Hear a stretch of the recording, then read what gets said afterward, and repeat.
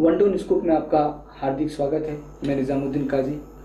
आज के इस खास कार्यक्रम में आज हमारे साथ मौजूद है राजनीतिक सामाजिक जगत की एक बहुत ही प्रसिद्ध चर्चित शख्सियत जिनको लोग गुलाम सकलैन के नाम से जानते हैं। आप समाजशास्त्र, राजनीतिक शास्त्र और इतिहास के जाने माने प्रख्यात विश्लेषक हैं, जाने माने राइटर भी हैं। आपने हाल ही में एक बुक को पब्लिश किया है जिसका नाम है मोहनजोदड़ो संस्कृति और उसमें इस्लामी अनासिर के तत्व। तो आज की हमारी ये पूरी गुफ्तगू, पूरी बातचीत और पूरे हमारा चर्चा सत्र इसी किताब के तहत महदूद और सीमित रहेगा। तो मैं सबसे पहले गुलाम सकलैन साहब का हमारे वन टू वन स्कूप के स्टूडियो में हार्दिक स्वागत करता हूँ। गुलाम सकलैन साहब, आपका हार्दिक स्वागत है। शुक्रिया। गुलाम सकलैन साहब, ये बात अक्सर कही गई है और ये बात अक्सर हमारे विचारवंतों की तरफ से आई है कि सभ्यता जो संस्कृति होती है वो किसी भी कौम का उस पर अस्तित्व निर्भर करता है, किसी भी कौम का अस्तित्व निर्भर करता है। तो मोहनजोदड़ो जो संस्कृति थी, जो सभ्यता थी, उसको आप समाजशास्त्र के मूल सूत्र के आधार पर उसके संदर्भ में कैसा पाते हैं? देखिए, असल में त्योहार मेरे स्टडी के दौरान तो ये टॉपिक सामने आई बात के, उसके बहुत से एलिमेंट जो थे उस तहजीब के मेन वो इस्लामिक एलिमेंट्स थे। मिसाल के तौर पर खुदा पर तौहीद का अकीदा, ये एकेश्वरवाद या जिसको मोनोथीज़्म कहते हैं अंग्रेजी में, तो ये अकीदा था जो इस्लाम का अकीदा है, तौहीद का बुनियादी। दूसरी बात ये सामने आई कि उस दौर में लोग जिन्नात और फरिश्तों का भी तस्वर रखते थे, जो हमारे यहाँ आज की तहजीब में फरिश्तों का तरह हिंदू था मैथोलॉजी में नहीं है। ना फरिश्तों का तस्वर है, ना जिन्नात का है, जिनाई। लेकिन ईसाई हैं, यहूदी हैं और मुसलमान हैं, सब इसके ऊपर यकीन रखते हैं फरिश्तों का, वो भी था मौजूद। और इसके अलावा दूसरे पे तहजीब थी, जैसे मर्दों को दफनाने का तरीका था, जलाने का तरीका नहीं था। और दफनाने का भी वही तरीका था जो आज हमारे यहाँ है, यानी keeping head to the north, यानी शिमाल की तरफ सर रखना और जुनूब की तरफ पैर रखना।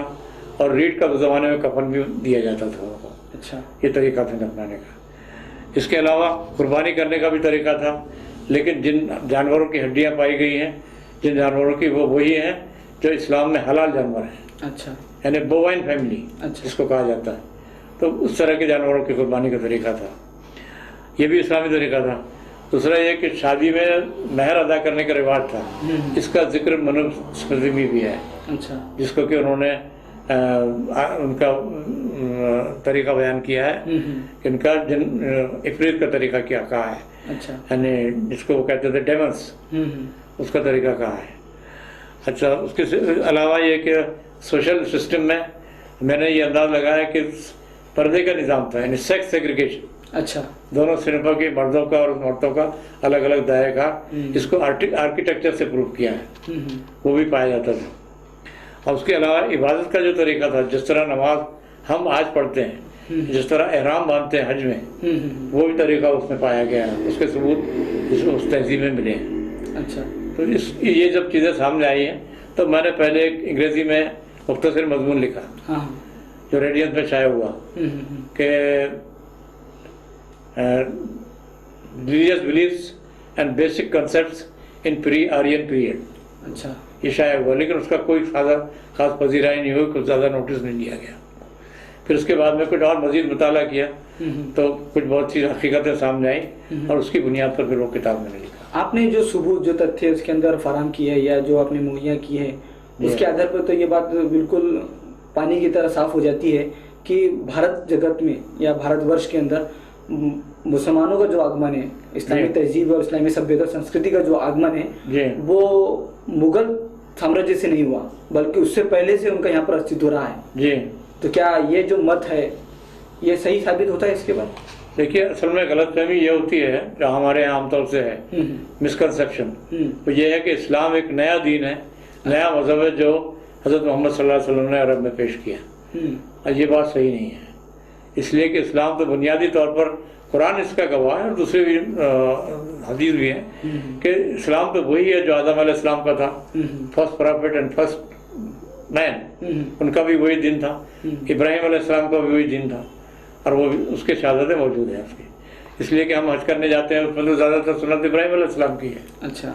एहराम बांधने का जो तरीका है हज में, दयाना कंधा खुला रखना, सर खुला रखना और हाथ इस तरह नमाज में बांधना, ये सब तरीका भी वही है। तो इस्लाम कोई नया दीन नहीं है, इसलिए कि 4000 साल पहले भी वही दिन था, 10,000 साल पहले भी वही दिन था। तो हिंदुस्तान में अगर उसके आसार मिले तो इस्लामी आसार ही कहे जाएंगे, कोई दूसरी चीज़ नहीं होती। जब बात मोहनजोदड़ो संस्कृति की होती है तो ये बात भी सामने आती है विश्लेषकों के जरिए से, उसके जानकारों के जरिए से, कि मोहनजोदड़ो जो संस्कृति, जो प्राचीनतम संस्कृति थी भारत की, उसके मिटाने में आर्यों का बहुत बड़ा हाथ रहा है। लेकिन दुर्भाग्य ये है कि आर्यों ने अभी तक इस बात को कबूल नहीं किया है। तो ये जो विरोधाभास है, इसको आप कैसा देखते हैं? हाँ, असल में क्या है, इसमें इसके तारीख कोई तहरीरी सबूत सिवाय ऋग्वेद की नहीं, कोई नहीं है। एक ही तहरीरी किताब ऋग्वेद है जो उतनी पुरानी 2000 साल तकरीबन। उसमें जो ऋग्वेद अक्सर में फतेह के गीत है, और वो फतेह किसके ऊपर है? मुकामी आबादी पर, आर्यों के फतेह। अच्छा। और दूसरे जो आर्कियोलॉजिकल फाइंडिंग्स है, तो उसमें ये बात साबित हो गई है कि उस तहजीब को आग और पानी दोनों तरीके से तबाह किया गया। आग से भी तबाह किया गया और पानी से भी तबाह किया गया, उसके आसार मौजूद हैं। तो ये इसके आधार पे कहा जा सकता है कि असल में आर्य लोग जो थे, वही लोग उसके क्रूसेडर्स है, उन्हीं लोगों ने उनको तबाह ताराज किया है। बिल्कुल, उन्हीं लोगों ने पूरी तहजीब को बर्बाद किया। बिल्कुल, आर्य लोगों ने किया है, इसलिए कि वो लोग अगरचे सिविल साइंस में बहुत ज्यादा तरक्की याफ्ता थे, लेकिन वारफेयर में तरक्की याफ्ता नहीं थे। आर्य लोग तो होड़ थे, ये तो हमलावर थे, उन्होंने उनको तबाह किया हर तरीके से जैसा मुमकिन हो सका, तहजीब को खत्म किया। और उसकी जगह फिर वो नस्ली बर्तरी पर एक निज़ाम उन्होंने हिंदुस्तान में राइज किया। अच्छा। 4 चक्र में जो भी निज़ाम उन्होंने शुरू किया, उसकी बुनियादी नस्ल परस्ती थी। अच्छा, वर्ण व्यवस्था थी। वर्ण व्यवस्था वो मतलब उस नस्ल परस्ती के लिए की गई। असल में समाजियत पर जब बात होती है तो मूल निवासी भारत के अंदर एक ऐसा शब्द है जो बहुत ज्यादा प्रचलित हो गया है, बहुत ज्यादा उसका प्रसार किया जा रहा है, और एक बहुत बड़ा समाज, एक बहुत बड़ा तबका सामाजिक आंदोलन के बाद उसको अपने हक में इस्तेमाल कर रहा है कि हम यहाँ के मूल निवासी है। तो ये जो इन लोगों के, मूल निवासियों के बीच में और आर्यों के बीच में बहुत कई वर्षों से जो वो चल रहा है, विरोध चल रहा है। ऐतिहासिक मामला देखा जाए तो मूल निवासी वही लोग होंगे जिनको आर्यों ने तबाह किया, जो आर्यों से पहले आबाद थे। और वो 4 नस्लें थी, 1-2 नहीं थी, 4 नस्लें हिंदुस्तान में उस जगह पर आबाद थी जिसे आर्यों ने डिस्प्लेस किया, तबाह किया। और उस एतबार से देखा जाए तो आर्य और मूल निवासी नहीं रहेंगे। अच्छा, आर्य तो बाहर से आए थे, तो आर्यों का वतन तो सेंट्रल एशिया था। अच्छा। बल्कि शुमाली यूरोप पैदा था। और ये बात उनकी जबान से खुद, संस्कृत जबान को इसीलिए इंडो यूरोपियन लैंग्वेज कहा जाता है। अच्छा, इसलिए कि उसमें लैटिन के और उसके अल्फाज सारे मौजूद हैं, और वहाँ माइग्रेशन हुआ। फारसी के बहुत अल्फाज मौजूद हैं, इसलिए कि आर्यों का माइग्रेशन वाया पर्शिया हुआ, इसलिए वो भी है उसके अंदर शामिल। तो आर्य लोग जो है वो मूल निवासी नहीं है। मूल निवासी तो वो लोग थे जिनको इनको तहजीब तबाह किया, जिसको आज जो आप वहाँ से भगा दिए गए, निकाल दिए गए, कुछ जंगलों में चले गए, जिनको आदिवासी या जिनको अछूत बना कर रखा गया, वो लोग मूल निवासी है। अच्छा। और चूंकि उनका धर्म ही इस्लामी मत तहजीब थी, तो मुसलमान भी मूल निवासी है। अच्छा, मुसलमान भी फिर इस जो मोहनजोदड़ो को, जाहिर बात है, वो तहजीब के अलमबरदार वही है कि मूल निवासी है। असल में जो सामाजिक मूवमेंट चलते हैं वो अभी संस्कृति और सभ्यता की बुनियाद पर अभी उनको चलाया जा रहा है, और उसमें मूल निवासी का मामला बार बार उठाया जाता है।